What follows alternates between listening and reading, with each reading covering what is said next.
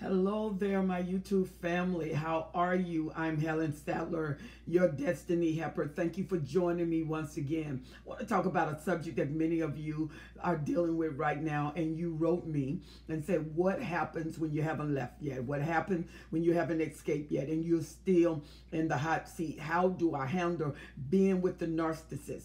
Well, how do you stay on top when you are still in the same house, when you still going through the same triangulation, gaslighting, when you still going through the same thing and you feel like you're over the edge, but it's not your time to leave, and it's going to take a little more strategy because maybe you have children or it's not you are not ready and have properly prepared for your exodus. So what do you do? Well, the one thing you have to do, the most important thing, is to keep your mind and to keep your emotions. You got to remember, he attacks your mind, she attacks your mind, and she wants a reaction from your emotions. You cannot stay in the relationship living on your emotions when they are depending on you to have an emotional outburst, emotional attachment. And you can go gray rock, but you can't stay gray rock. The only way you can stay gray rock is you've grown numb.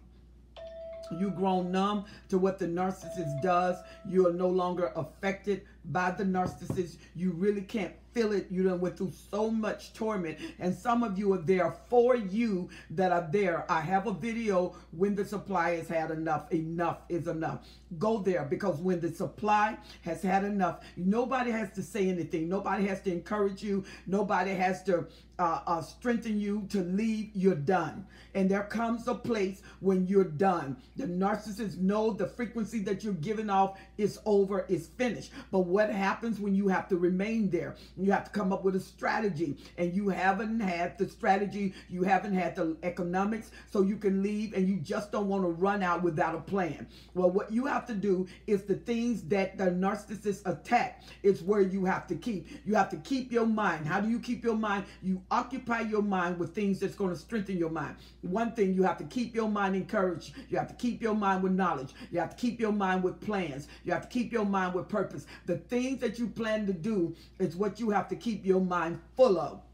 Because the narcissist, once the narcissist is not getting fuel from you, it's going to anger them. And what the narcissist does is, when they know that they're not getting fuel from you, they're going to provoke you emotionally. They're going to provoke you and make you angry. They want to make you bitter. They want to break you, so they'll start gaslighting. Gaslighting, you put something down and it leaves, and 2 hours later it shows up, and you ask the narcissist, did you touch it? Did you put it there? No, I didn't touch it. I don't touch your things. You must be losing your mind. You are the one to do it. The narcissist is going to do everything to get you to self-doubt, and you don't know what you're doing, because they're maneuvering things. They're moving things. They're putting things back. They're telling you what you're not. They're liking things. Then they're hating things. They're accusing you of things. They're devaluating you. They're belittling you to the degree. Or you may hear them on the phone, and they're purposely in the other room talking real loud about you, and totally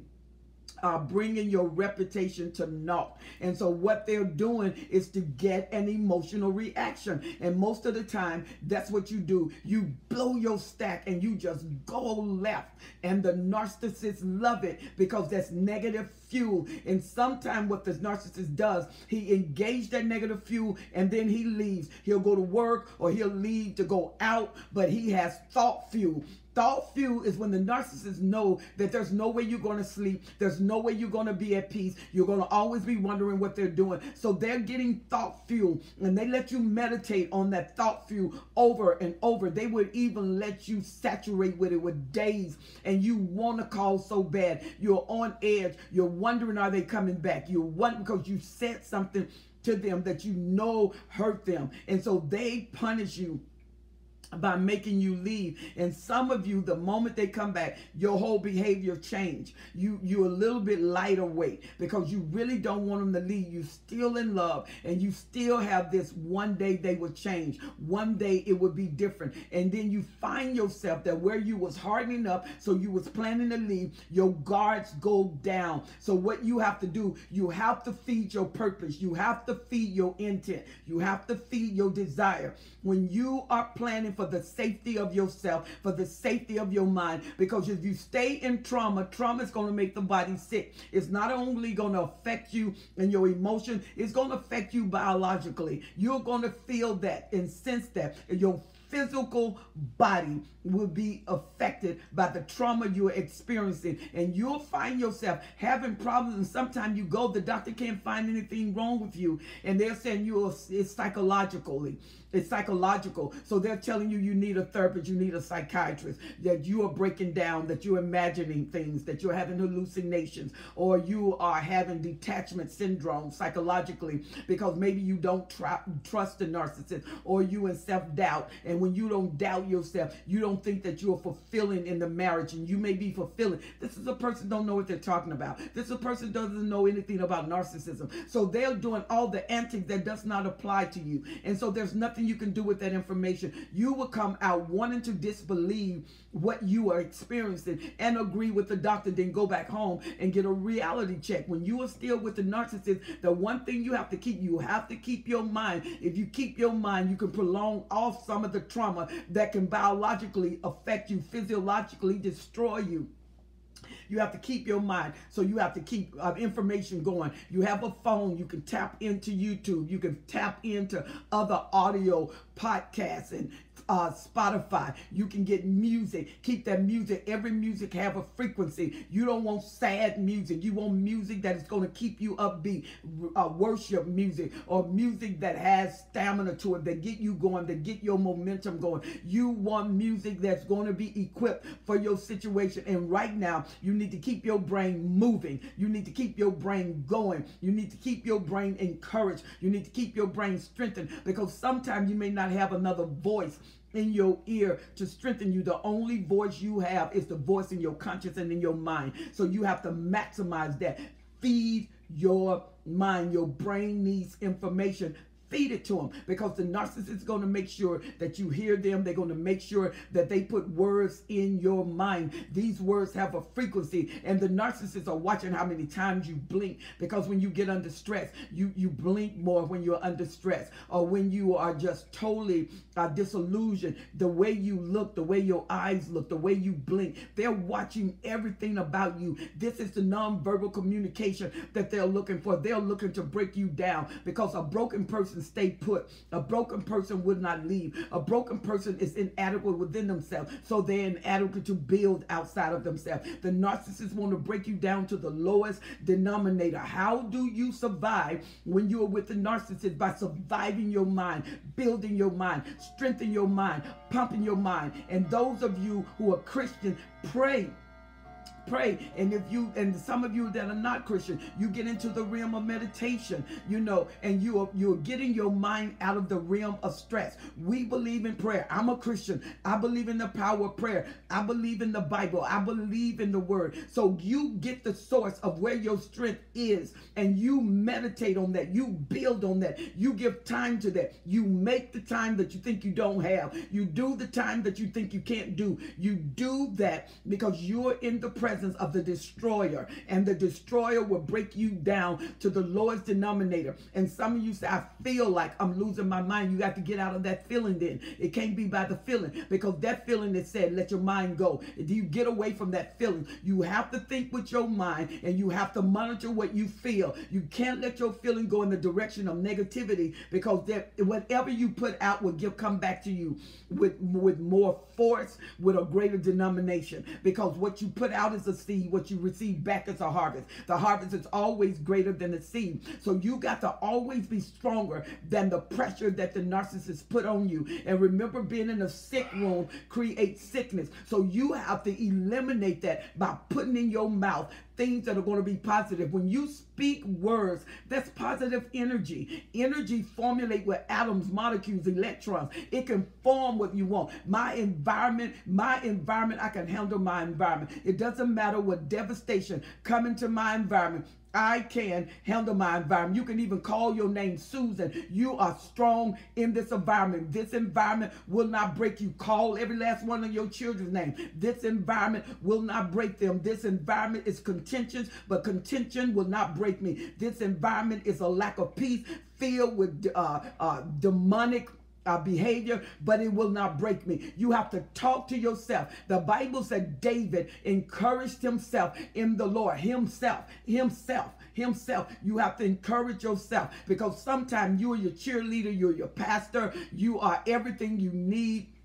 You're your philosopher. You are everything you need out of your mouth. Nobody knows what you need better than you but God. And so you have to give yourself what you need. Strengthen your mind. Read books. Read material. Look at movies that are going to cater to your faith, that's going to strengthen you. Encouraging movies. Don't get into a system of breakdown, because you are in a continuous situation that is going on every day, all day. And if you're under something continuous, if you take a small hammer and keep beating and beating and beating and beating, even though the hammer is small, but if you keep beating it in the same place, you will make impact. You will start destroying that place. You will start putting an indentation in that place. And that's what the narcissist is. He's the hammer that keep hitting and hitting and hitting and hitting. And when he see you breaking down, he turns it up. He don't back off. He doesn't back off because of your pain. He doesn't back off because of your uncertainty. He doesn't back off because of your insurity.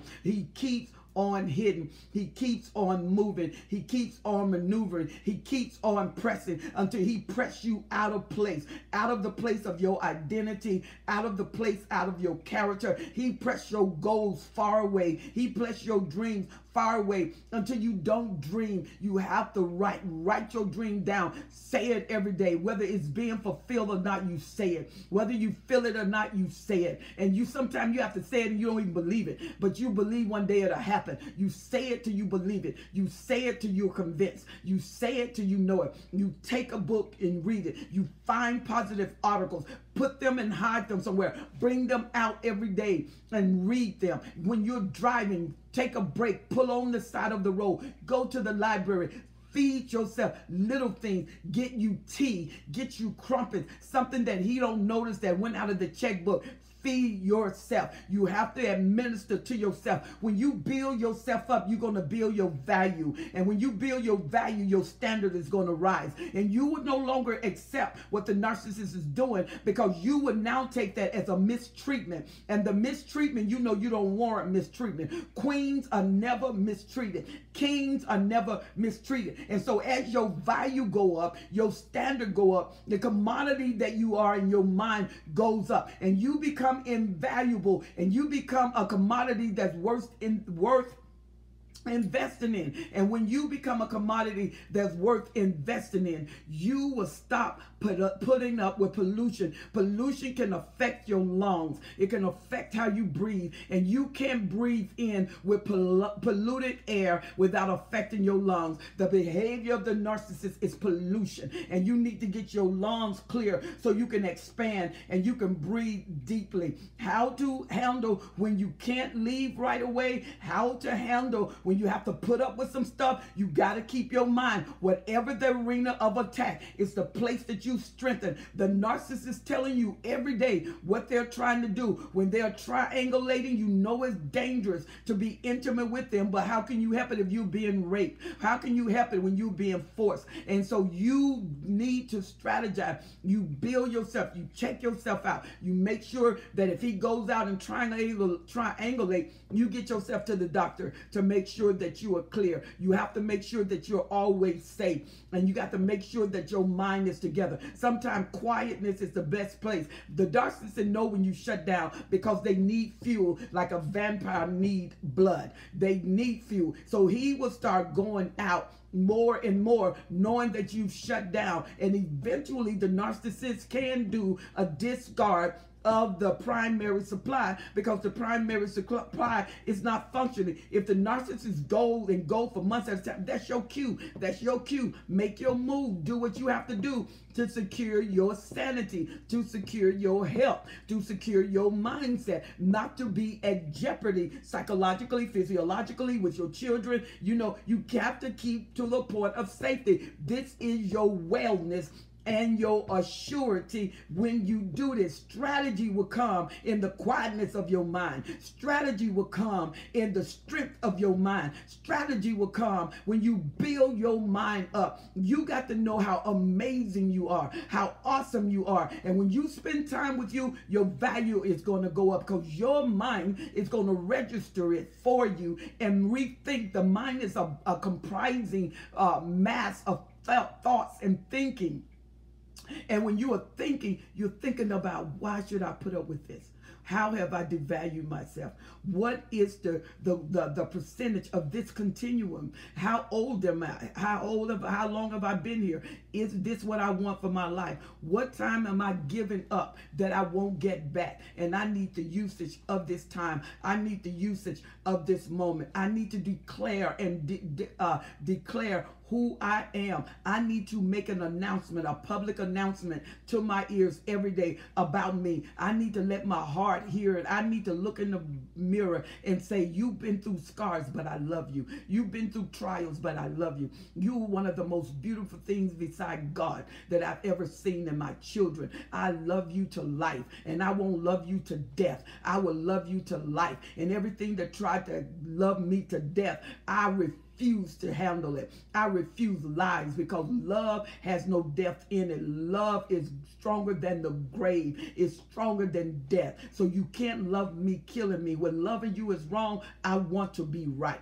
And what you got to do is minister to yourself. Talk to yourself. You're not crazy for talking to yourself. You are your own cheerleader. You are your own encourager. Write things down in your manual. Read your books. Read your magazine. Read. Go to the store. Read an article, a positive article. Don't let anything negative in your spirit, because you're already getting that from the narcissist. You build yourself up, and you will find as you're strengthening your mind, you're starting to look younger. The fog is starting to leave, and then the things that he was hidden, it's like you have a shield against it. It doesn't penetrate you like it used to. It doesn't break you like it used to. And when he leaves, it really doesn't bother you like it used to, because you are self-investment. Investment is long-term. What you are doing to yourself is going to last. Honey, you're on the road to recovery. You're on the road to redefining who you are. This redefinition is a new dictionary, and the new dictionary has your name at the top. And you have to think of you every day. And God will give you the strength you need, the momentum you need. And you will find yourself, you're not dragging, you're not feeling tired. Your momentum is rising. And the narcissist feel your frequency. And now he's trying to figure out how to get you. And for the first time ever in your life, he seems confused. Isn't that about nothing? It was you who was confused. Now the narcissist is confused. He know nobody's coming to the house. So then next thing you know, you got to watch him, because now he's trailing you. You put your phone down. This app keep coming up on your phone, and the app is not even on your phone. Your phone has been bugged. And if your phone has been bugged, there are things in the house. Don't talk about your problems in the house. The house is bugged. And you probably got a tracking mechanism in the car when he's able to tell you where you've been, where you go, and then he laugh thinking that you thinking, well, he's so smart, or he knows things psychically that he should not know. No, you have a tracker mechanism in the car, under the car, and he knows it. You have videos or cameras in the house, or he has a camera when he walks up. It's just crazy how the monitoring system now can work against you, but let it work against him. Don't talk in the house. Go to a place if you need to say something of value. Never say where you put things that don't come to the house. Never say your P.O. box. You need a P.O. box. Never say the P.O. box number in the house. Never say it on your phone. Go and get you, if you think your phone is bugged, go and get you a prepaid secured phone, and you only talk business on that prepaid secured phone. You never leave that phone out. You put it in a place he'll never look. And if he got a camera, he knows it. So what you can do is put your go out with your purse and an extra pair of shoes. Keep them in the shoe. put something over the shoe that looks like a regular shoe panel or something that goes in the shoe. And then when you talk only on this phone. And when you surface on the phone that can be bugged. And when you do business, never do business with that address. Do business on your secured phone. So do business that goes to your P.O. box. Watch them to make sure you are not followed. Always go to a place that is not your destination first. Notice cars that are following you, even if they're different color cars. Excuse me. Excuse me. Notice the cards, even if the cards is different color. Sometimes the narcissist, excuse me, will rent a car, and he'll rent a different car because he knows that if he get the same car and you know the car he drives, that he's going to be onto you. But you notice this different car, that every time you go, a car is there and it's a different car. You are being followed. So never go to your destination. Never go to your mailbox unless you are sure that you are alone. I got this one piece of hair right here, guys, that is really bothering me. You can see it. Excuse me. Let me get that out of the way. There you go. And so now you're securing yourself. If he's going to be the FBI investigator, guess what? You're going to have to be pretty smart too. And the more you feed your mind, the stronger you are in your thinking, the more quick you are in your thinking, the more strategic you are in your thinking. Fog leaves once information comes. If you feed the brain, it will function at its normalcy. And when you are in a traumatized situation, you have to fight harder. I'm not telling you that this is easy. I'm telling you that this is possible. And you have to go to possibility. You have to fight the intense fight of keeping your mind until the doors open, until the prison open. And you may not get him to open it. He may not have the key. But honey, your mind is so powerful until it will start the process of strategy. And you don't have to stay in torment. Because if you're waiting for the one day for the narcissist to change, you will be 80 years old thinking back and saying, I wished I had it. I should have. Why didn't I? You don't want to live in regret. You want to live in success, and you want to live in blessing. So what do I do when I'm still there with the narcissist? You build your mind, you build your will, you build your emotion, you build your intent, you build your imagery, and you build your passion. Everything where the mind goes, the body will follow. This dark, deep, empty look will leave your eyes. And you will have light in your eyes. You will have emotion. You will have things to laugh about. You will laugh from your gut and from your soul instead of that surface laugh. You will no longer welcome death. You will welcome life. You will no longer go to a pity party. You will go to the Master in Me party. You will rise up. You won't walk bent over anymore. You'll start walking upright. The narcissist knows when things have changed. You may not be the one to leave. And when they leave, you may want to relocate. You want to get out of every claim that he can claim. And so you have to think about your options, and you have to make your choice with what you want to do. What do I do when I'm still there? Strategize, baby, and build you. Because you are so awesome. The narcissist never, ever knew you until he see you in your strength, until he see you in your empowerment, until he see the choice you made. And the choice you made is to live and not die, and to succeed forward. I'm Helen Sattler. I am your destiny helper. Don't forget to like and share the page and subscribe. And when you subscribe, push that bell. Every time I come on, you will be the first to know. I want you to join me in the making of these videos by subscribing to this channel. You and I can keep the message going. We'll keep the strength going. You and I, we're going to do it, and we're going to do it big. You want the narcissist to pay, succeed, and strategize how to do it. Your options are plenteous, and they are on the inside of you. I'm Helen Sattler, your Destiny Helper. Feel free to write me, destinyhelper12s@gmail.com. I've answered many of your letters. Those of you who wanted to do audio with me, some of you who want to do Zoom with me, either one works for me. Just write me, leave me your information, and expect a call, and we will talk the process of that, because you're on your way to recovery. You're on your way to redefinition. You're on your way to the authentic you, and you're on your way to know who you were always meant to be. You're getting up. I will arise, and so will you. We are doing this in a big way. I did it. You could do it too. I'm Helen Sattler, your Destiny Helper. Don't forget, like and share the page, and subscribe to my YouTube channel. I'll see you on the next video. I love you, fam. God bless you.